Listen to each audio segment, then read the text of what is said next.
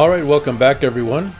Today we have a kind of a follow-up video where we're going to be following up on some information we learned in a few previous videos. So if you're a beginner to Z80 assembly language programming, you will need to be familiar with the information that we covered in our previous 3 videos, because we're going to be covering the information that we learned in those videos today. And specifically, we're going to be looking at my solution to a challenge that I mentioned in the last video, where we want to take a look at how we can use the techniques that we've been learning to accomplish some tasks that we might use when creating a game, for example. So the challenge that I gave myself, and I shared with you as well, was to use labels in an assembly language program to store some values for the character in a game that we might create. And the values that I asked you to store would be the character's health, the character's amount of gold that they're carrying, as well as the character's strength attribute. So I'm going to show you my solution to that challenge. And I'll just start off by saying that I know that my solution is not the best solution. It's just the solution that I was able to come up with using the tools from what I've learned in my journey so far. And probably your solution is going to be a lot better than mine, but I'll share mine with you and we can discuss it, which is pretty much the point of this whole video series, is to just document my journey in learning to develop video games for the Sinclair Spectrum computers and the ZX Spectrum Next computer in particular, once I get to that point. But in this particular video, I'm going to be looking at and sharing with you this Z80 assembly language program that I made in order to accomplish this task that I set for myself as a challenge. And so we're going to be looking at some aspects of this program, not really so much to learn how to do any particular technique, but it's just sort of to reinforce the knowledge that we have so far, and hopefully it'll help increase our understanding of Z80 programming, and it'll hopefully at least be interesting.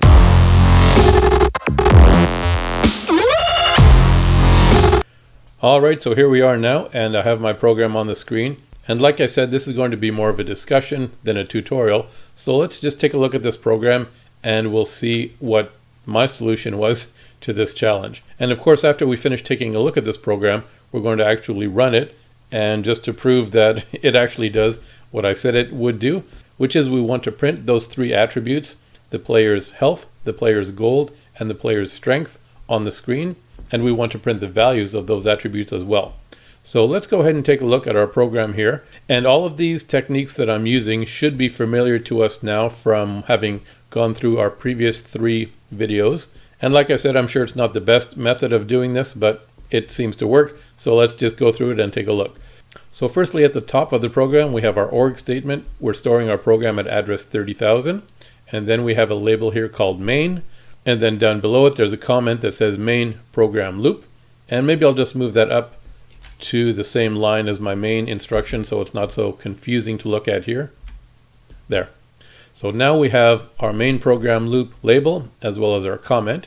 And the next line here on line 3 is something that is interesting for us to discuss, because it shows how I previously used a technique and was able to improve on that after I learned a better technique. So this line is shown as a comment now, but originally it was actually a part of my program code. And I'll just erase this leading semicolon here. And this is what the line originally looked like. It was a call instruction that called a subroutine called SETGOLD. And we know now that these labels that are in pink can be used to represent memory addresses.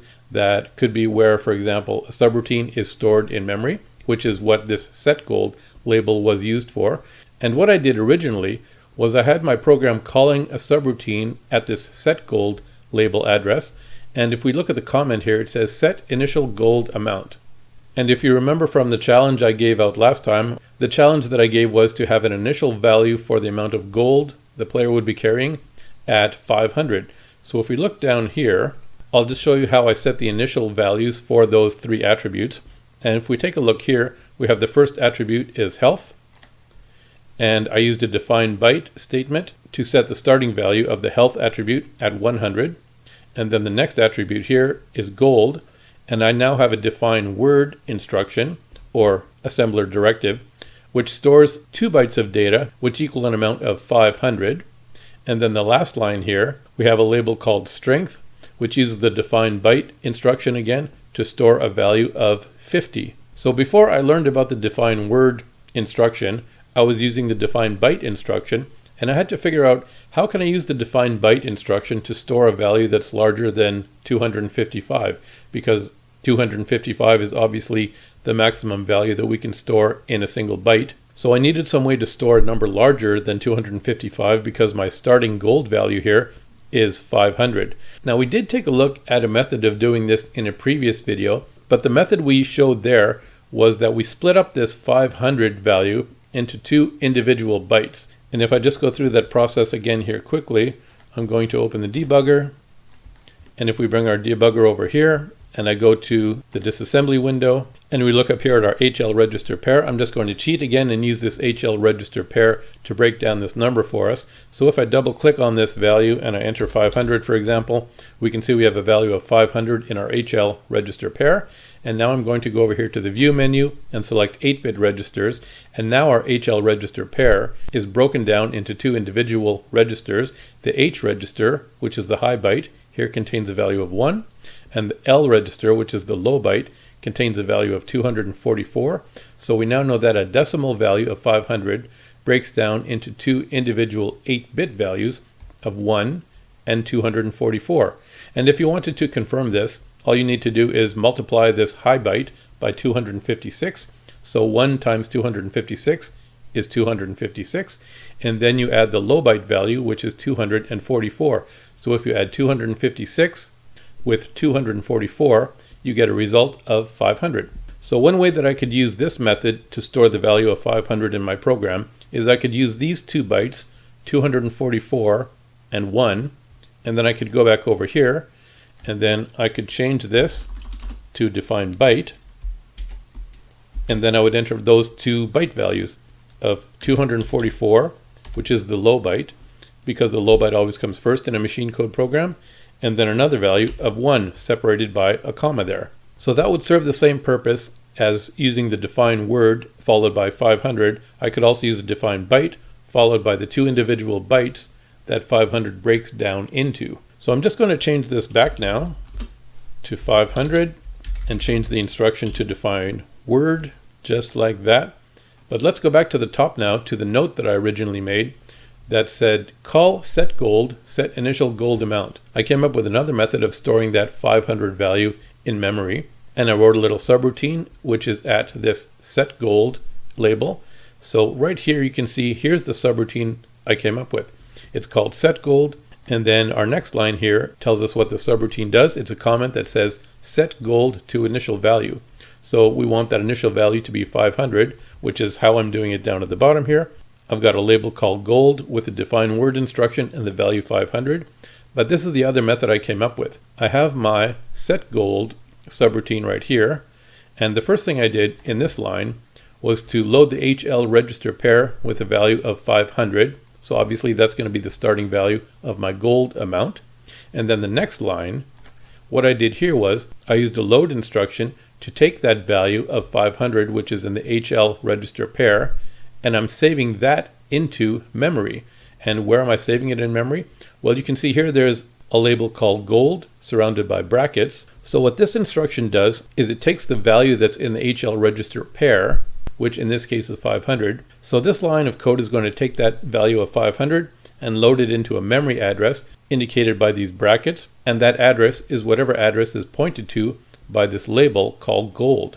And again, if we look down at the bottom here, right here is where I have my gold label. So this might be a bit confusing because I have the same gold label already down here storing a value of 500 using this define word instruction. But originally I was only using this gold label to point to an empty memory address basically, and then I used this subroutine up here, SETGOLD, to load this memory address with the value of 500 that was in the HL register pair. And so now we know 3 different ways that we can store a 2-byte value or a 16-bit value in memory. We can do it kind of the long way of loading the value into a register pair and then loading the value of that pair into a memory address that's pointed to by a label. Or we could do it by using the define byte instruction followed by 2 values separated by a comma, and those 2 values would be the individual 8-bit bytes that make up the 16-bit value of 500. Or we could do it the easy way, which is the way we're doing it here, which is using a label followed by a defined word instruction and a 2-byte value of 500. So 2 bytes can store a value, as we know, from 0 to 65535, and obviously 500 is smaller than 65535, so the defined word instruction works perfectly for us in this case. All right, so that's the most complicated part of the program we're going to look at, and if you understood all that and it made sense to you, let's go on with the rest of our program now, and let's take a look at how we can print 3 labels on the screen, which is health, gold, and strength, and then those labels followed by the amounts. So let's go back to the top of the program here and put a comma in front of this instruction again, because we no longer need to call this SETGOLD routine anymore, because we've replaced that functionality by using our define word instruction right down here.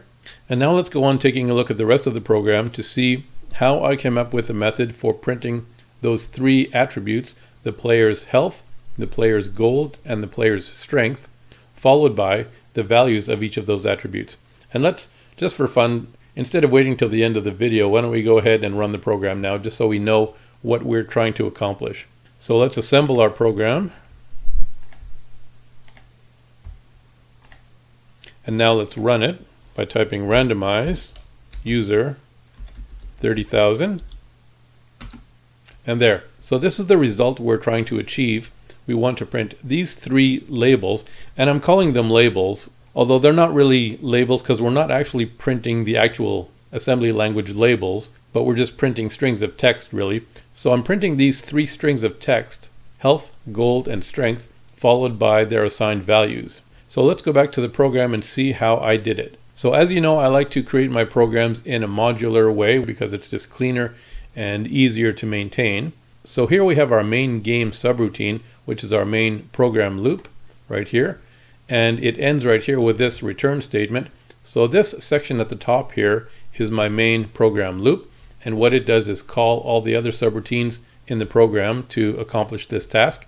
And so you can see right here, there are 4 call instructions. So the first thing it does is call a subroutine called ADJHEALTH. So let's go down to ADJHEALTH and see what that does. Well, ADJHEALTH is right here. So ADJHEALTH is a subroutine that, what does it do? Well, the comment right below it says adjust health value.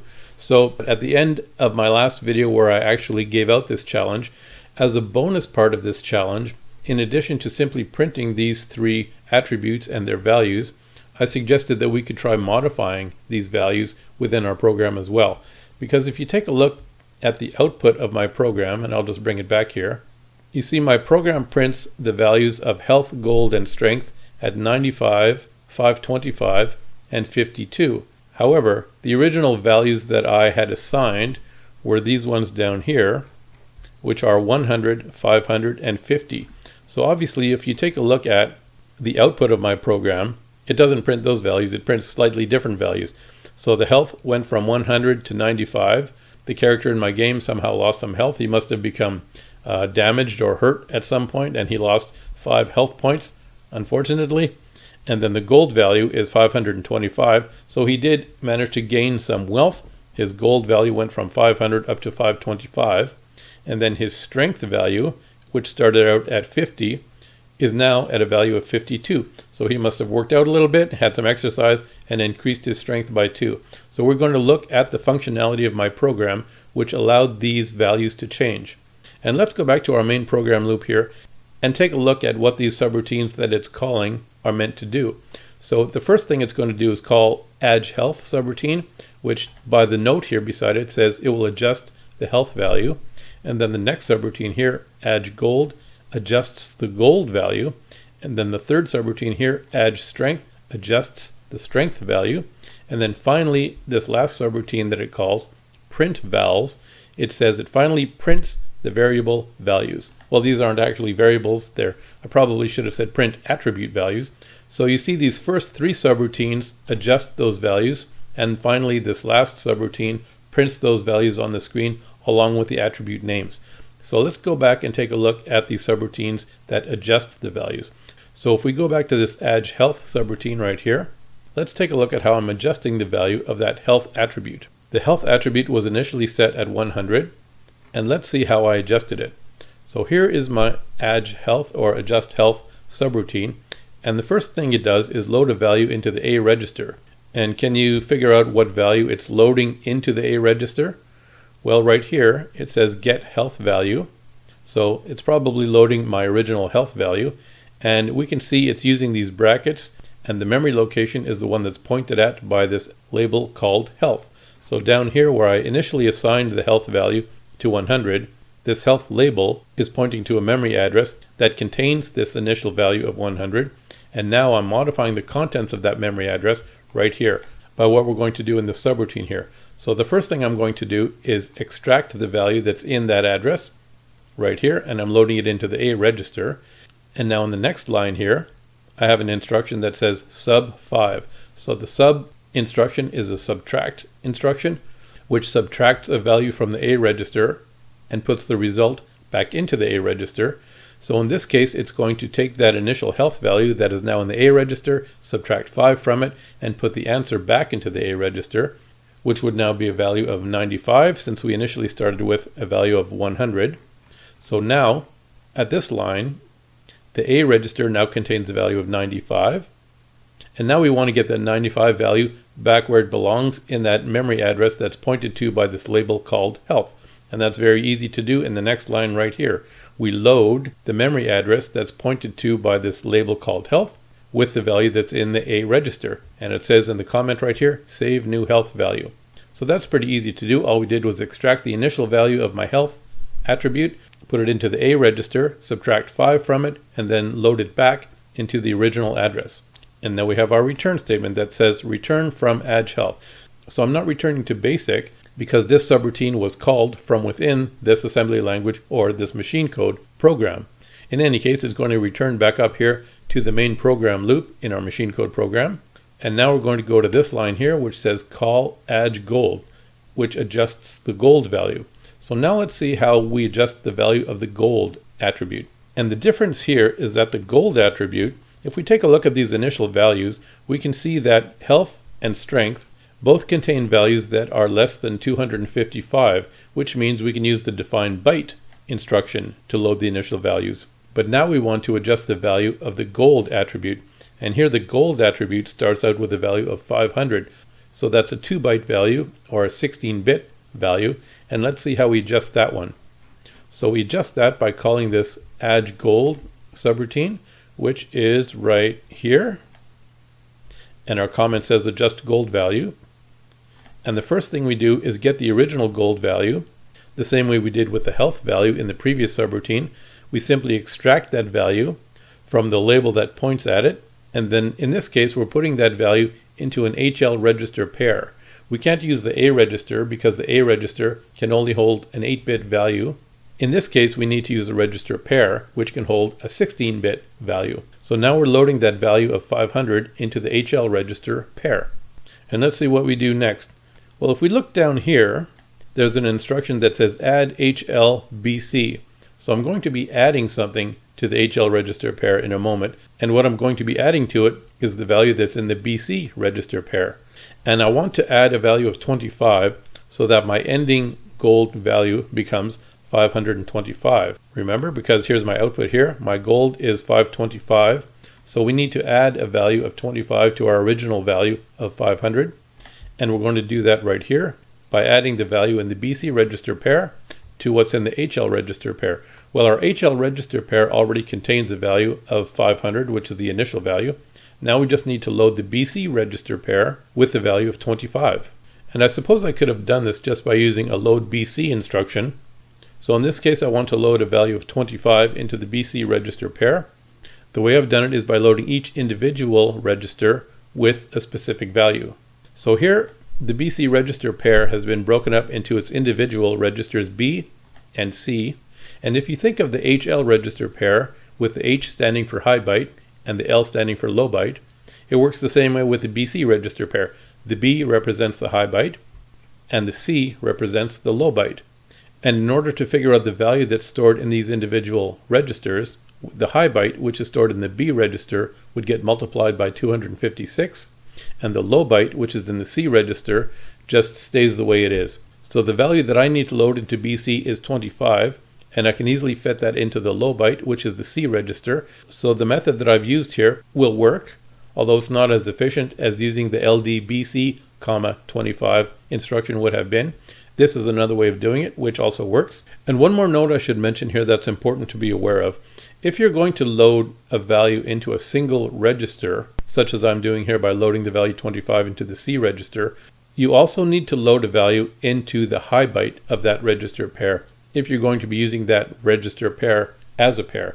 If I'm doing it this way by loading the individual registers one by one, I want to make sure that I load the B register with 0 as well. Otherwise, I don't know what value there might be already loaded into the B register from previous program instructions. I want to make sure I load a value into both registers so there's no mystery of what might be in either of those registers. So now we have the initial gold value of 500 stored in HL. We have a value of 25 stored in BC. And now we simply have to add those two values together. So on this line here, 29, I'm adding the contents of BC with the contents of HL, which will add 25 to 500. And then this add instruction will put the result into the first operand, which is this HL register pair. So it's going to add HL with BC and put the result back into HL. So now I've got HL pair with my new gold value of 525, and I need to get that value back into the memory address where it came from, which is pointed to by this gold label. And that's what this line does. It simply loads the new value of this HL register pair into the memory address pointed to by the label called gold. And now this line, of course, returns back to our main program loop, and we'll go back up there and see what's next.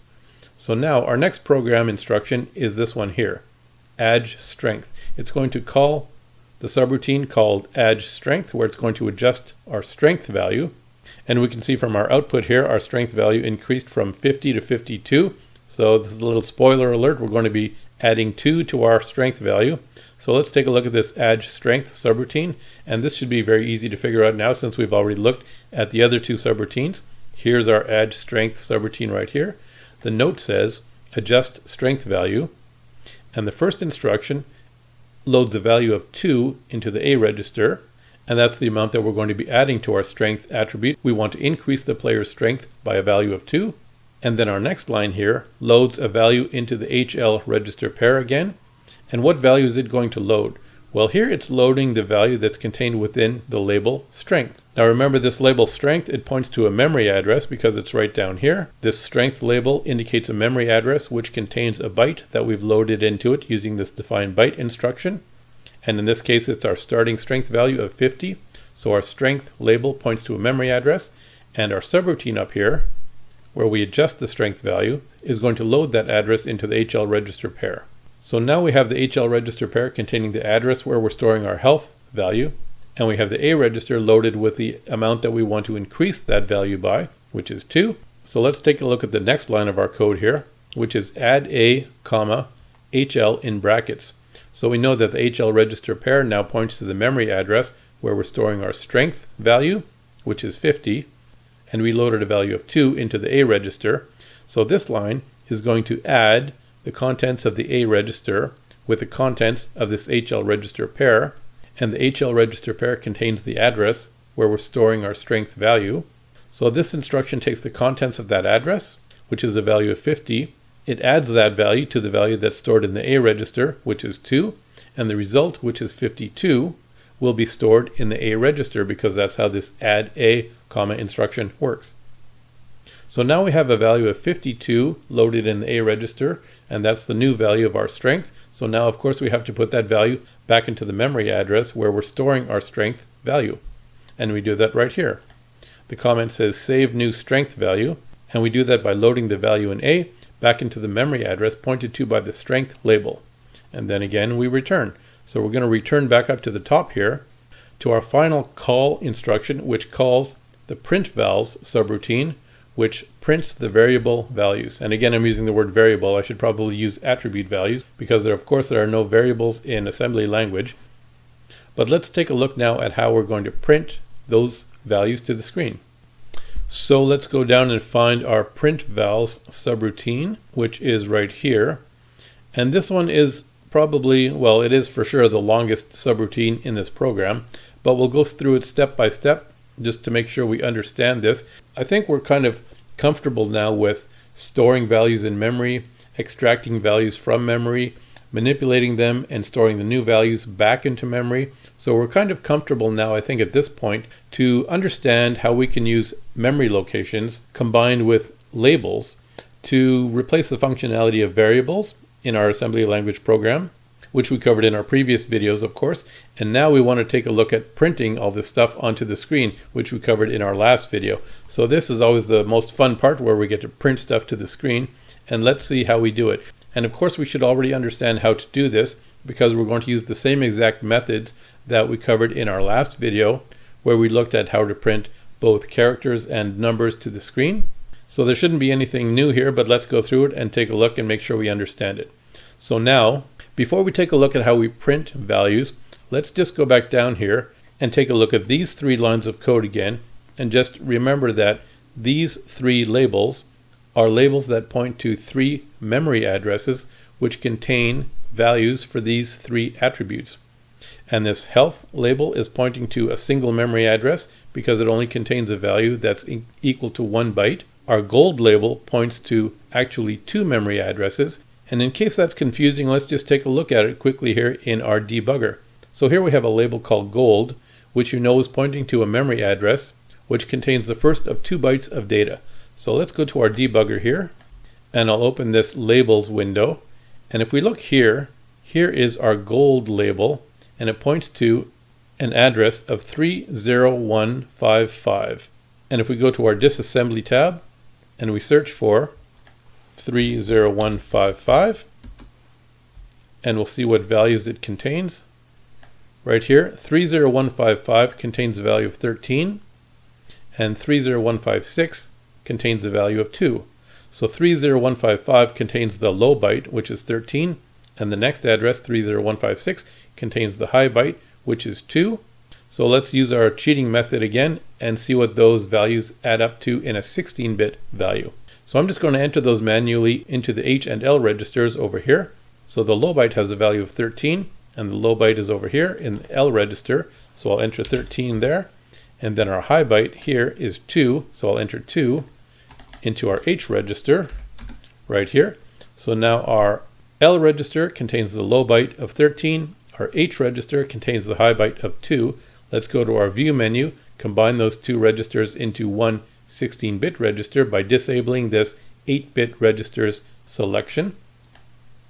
And bingo! Now our HL register pair we see contains a value of 525, which is exactly what we would expect, because our final gold value here is 525. And back to our program here, our final address, which has a label called strength, points to a memory address which contains our strength value, which started out as 50, but it now is 52. Alright, so I think we understand all that now. Let's see how we're actually printing these attribute names, health, gold, and strength, and how we're printing their values. And that is done, as we just found out, in the subroutine called PRINTVALS right here. So let's just go through it.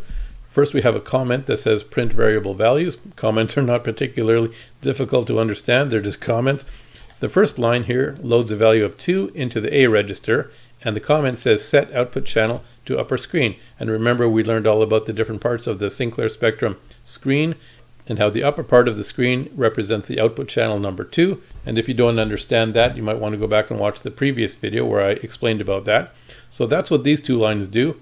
They load a value of 2 into the A register, and then they call this ROM subroutine to set the output channel to 2, which allows us to print to the upper portion of the screen.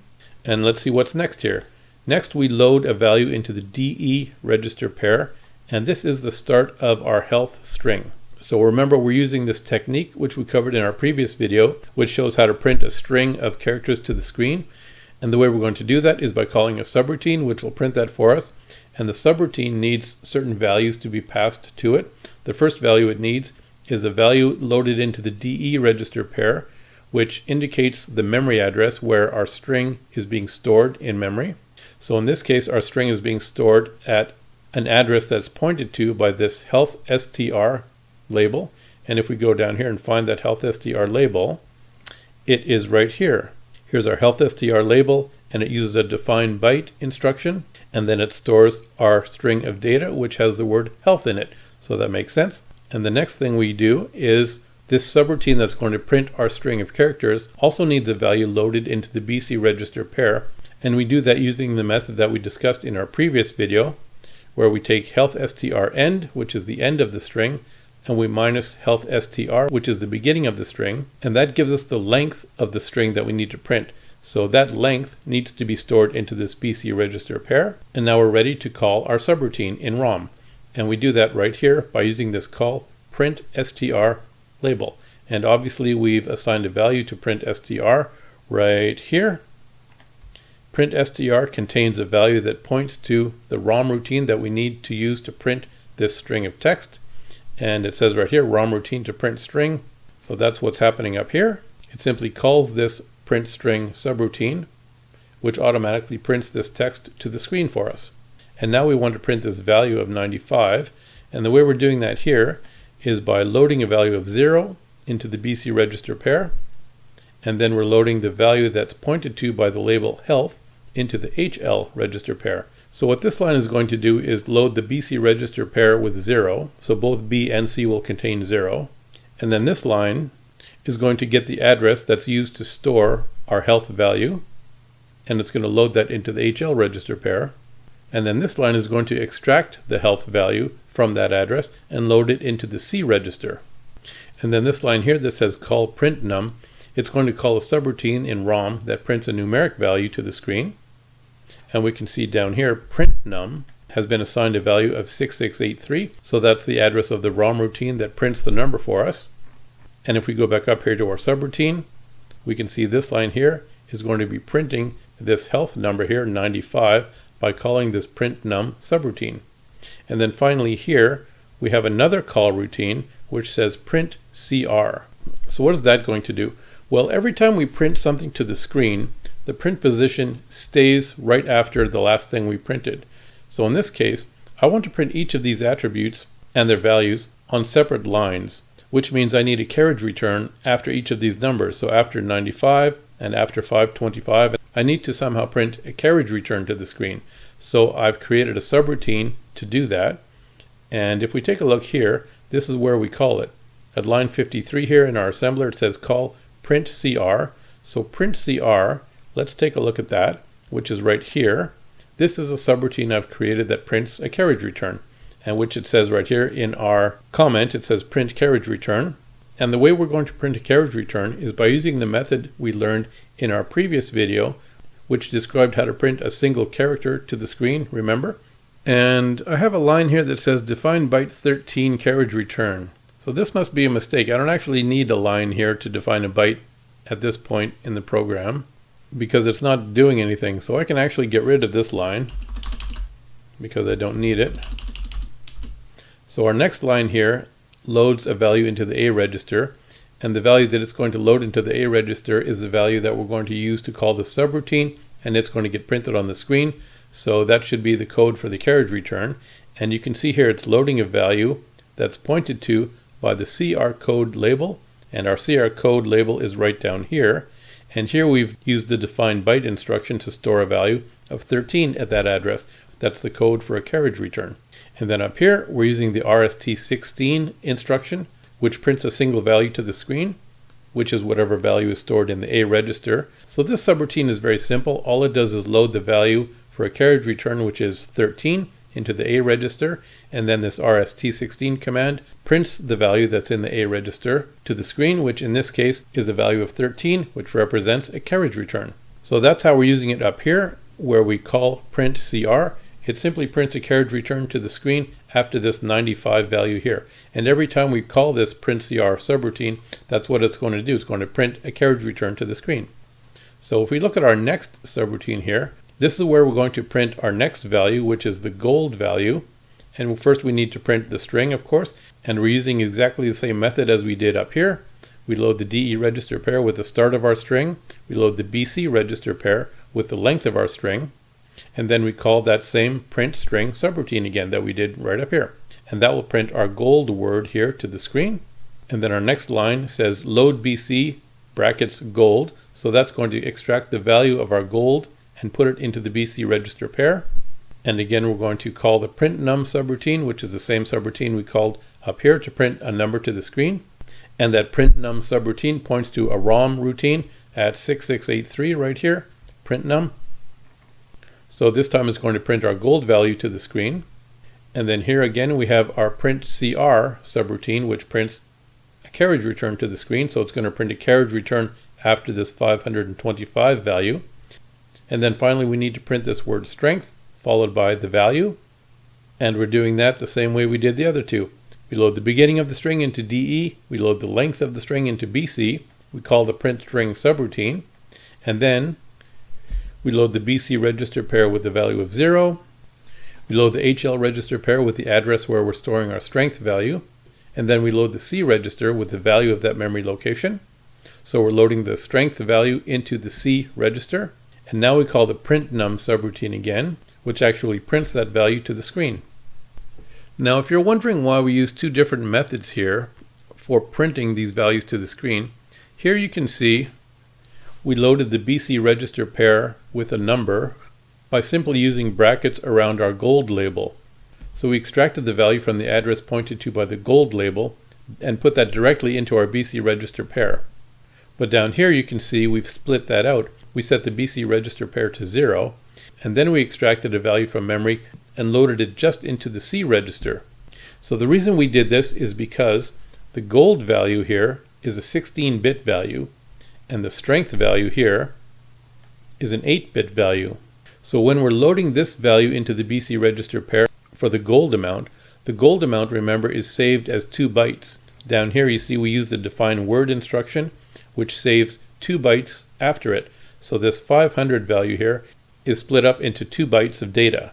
And then up here when we use this load BC, gold instruction, since the assembler knows that obviously BC is a register pair that can store a 16-bit value, it's going to automatically extract 2 bytes of data from memory and combine them together into a 16-bit value that is going to load into this BC register pair.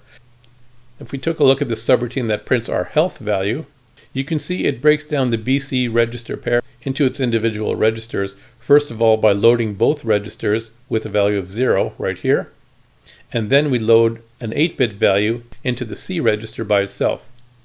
So what would happen if we replaced this code with an instruction like this one, load BC, health? Well, if we did that, then the computer would be expecting a 16-bit value to represent our health value, and it would try to load a 16-bit value or a 2-byte value into the BC register pair. But our health value is only a single byte. So what would happen in that case, if we used a load BC, health instruction, then the computer would go down and it would find this health label, which points to a memory address. And now since we're loading a 16-bit register pair, it's going to try to extract 16 bits of data from memory, which is 2 bytes. So it's going to be extracting this byte, which has a value of 100, and that will be the low byte, and it's going to put that into the C register, but then it's also going to look for a high byte after this value 100. So it's going to take whatever byte comes next in memory and load that into the B register as a high byte, which we don't want it to do. So that's why we're breaking up the BC register pair into its individual registers and loading the C register by itself right here. Now here's a question. Can you think of a way that we could, if we wanted to, use the load BC, health instruction? So let's say I turn this line of code into a comment by putting a semicolon in front of it. So I'm no longer zeroing out the BC register pair. And this line of code, I'm going to change to load BC, health. And now I don't need this line either. There. So now what if I change the program to look like this, where I just have a load BC, health in brackets instruction? Well, as I just mentioned, since BC is a 16-bit value, it stores 2 bytes worth of data. The computer is going to go down to this health address and extract 2 bytes worth of data. It's going to take this byte of 100, and then it's going to take the next byte, which is actually used as part of our gold amount, right? So if we wanted to use this instruction, load BC, health in brackets, what we could do is store a second byte of data along with this 100. So first it's going to extract the low byte, which is going to go into C, and then it's going to extract the high byte, which is going to go into B. So why don't we just give it another byte of data here, which it can use to store as the high byte. So I could simply put a comma here, and then I'll put a 0. So now the computer is storing 2 bytes of data for its health value, a low byte of 100 and a high byte of 0.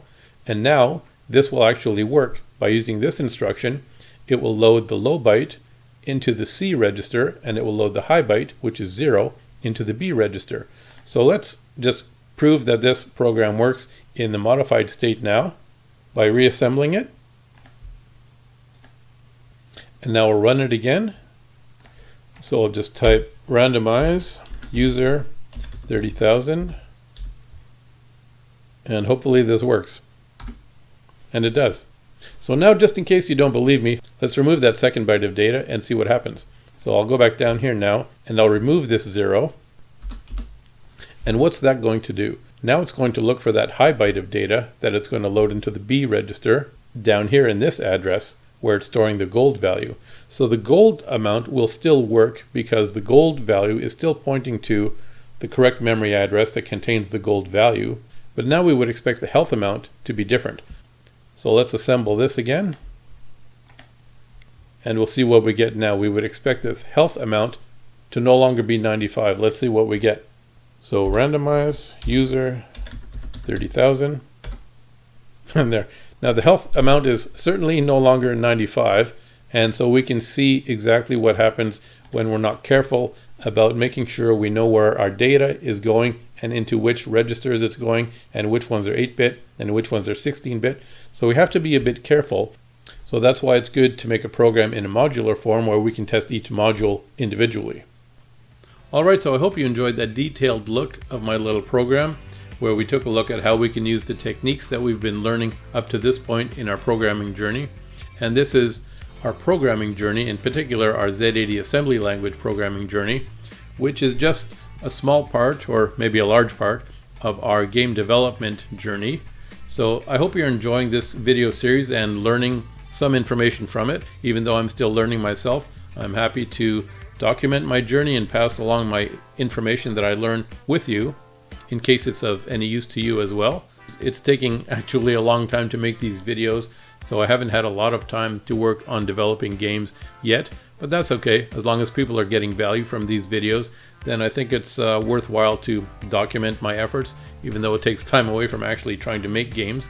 But I guess I'll get there eventually. So I think what I'm going to do going forward is actually learn techniques one by one and share them with you as I learn them. So sometimes we'll be looking at very short pieces of program that are easy to follow, and other times we'll be looking at longer programs such as we did today to see how we can incorporate those techniques into a more complete project to accomplish a certain task. So as always, thanks for watching, and we'll see you in the next video.